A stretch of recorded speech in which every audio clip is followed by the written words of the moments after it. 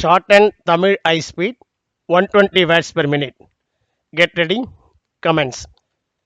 மாண்புமிகு தலைவர் அவர்களே, மக்கள் நல்வாழ்வுத்துறை மானியத்தின் மீது நடந்த விவாதத்தில் பங்கு கொண்டு நல்ல பல கருத்துக்களை எடுத்து கூறிய உறுப்பினர்கள் அனைவருக்கும் என் நன்றியை முதற்கண் கூறிக்கொள்கிறேன். இந்த துறை இப்போதே நல்ல முறையில் செயல்படுகிறது என்று பாராட்டிவிட்டு இந்த துறை மேலும் நல்ல முறையில் செயல்பட வேண்டும் என்பதற்கான யோசனைகளையும் உறுப்பினர்கள் தந்திருக்கிறார்கள்.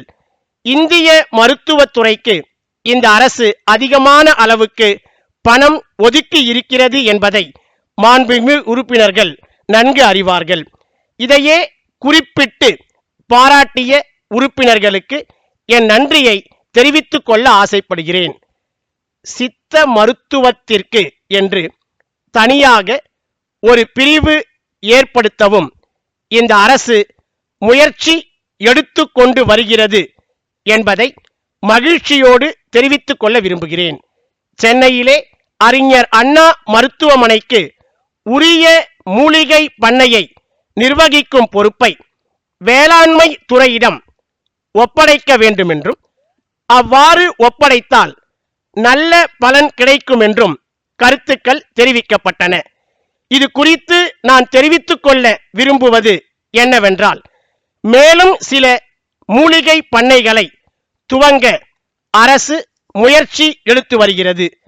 அப்படி துவங்கும் போது எல்லா மூலிகை பண்ணைகளையும் நிர்வகிக்கும் பொறுப்பை ஒரு தனி வாரியத்திடம் ஒப்படைக்கலாம் என்று தீர்மானித்துள்ளோம்.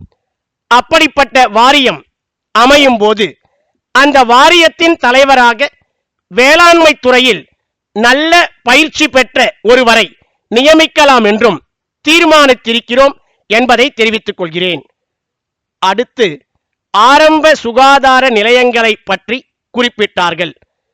அவைகளுக்கு ஒதுக்கப்படும் நிதி குறைவாக உள்ளது என்பது மாண்புமிகு உறுப்பினர்களின் மனக்குறை என்று தெளிவாக தெரிகிறது.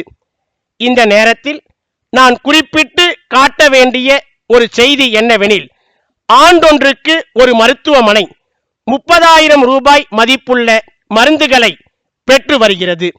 இந்த செய்தி மாண்புமிகு உறுப்பினர்களுக்கு மகிழ்ச்சி தரும் என்று நிச்சயமாக நம்புகிறேன்.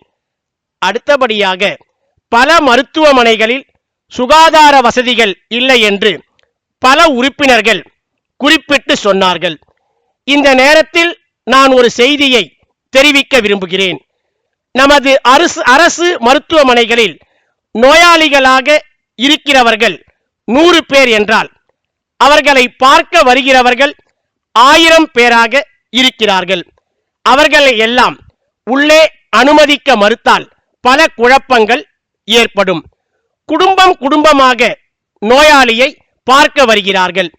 அங்கேயே பல மணி நேரம் தங்கி இருப்பதோடு உணவுப் பொருள்களை கொண்டு வந்து நோயாளிகளுக்கு எதிரிலேயே உட்கார்ந்து குழந்தைகளோடு சேர்ந்து உண்டு மகிழ்கிறார்கள். இந்த போக்கை தவிர்த்தால் மருத்துவமனைகளில் சுகாதார வசதிகளை காப்பாற்றி வளர்க்க முடியும் என்பதை நான் சொல்லிக்கொள்ள விரும்புகிறேன். பல்வேறு மருத்துவமனைகளிலும் தண்ணீர் பற்றாக்குறை இருக்கிறது என்பதை பற்றி பல உறுப்பினர்கள் எடுத்து கூறி இந்த பற்றாக்குறையில் அரசு தனி கவனம் செலுத்தி இந்த பற்றாக்குறையை எப்படியாவது நீக்க ஏற்பாடுகள் செய்ய வேண்டும் என்றும் வலியுறுத்தி கூறினார்கள். இந்த குறையை சம்பந்தப்பட்ட துறை அமைச்சரிடம் எடுத்து சொல்லியிருக்கிறேன். அவரும் நமக்கு நல்ல முறையில் வாக்களித்து இருக்கிறார்கள். மாவட்ட தலைமை மருத்துவமனைகளில் எந்தவித தடங்களும் இன்றி தண்ணீர் கிடைக்க வழி செய்வதற்கு உரிய நடவடிக்கை எடுப்பதாக உறுதியளித்து இருக்கிறார்கள். சித்த மருத்துவ முறைகளில் சிறப்பான மருந்துகள் உள்ளதையும் சித்த மருத்துவத்தின் மூலம் மஞ்சள் காமாலை போன்ற நோய்களை குணப்படுத்த முடிவதாகவும் ஓர் உறுப்பினர் குறிப்பிட்டு கூறியுள்ளார். இந்த செய்தியை மனதில் கொண்டுதான் சித்த மருத்துவத்திற்கு தனி பிரிவு ஏற்படுத்துவதை மாண்புமிகு உறுப்பினர்கள் அனைவரும் உற்சாகத்தோடு வரவேற்பார்கள் என்ற நம்பிக்கையை தெரிவித்துக் கொண்டு எனது உரையினை முடித்துக் கொள்கிறேன்.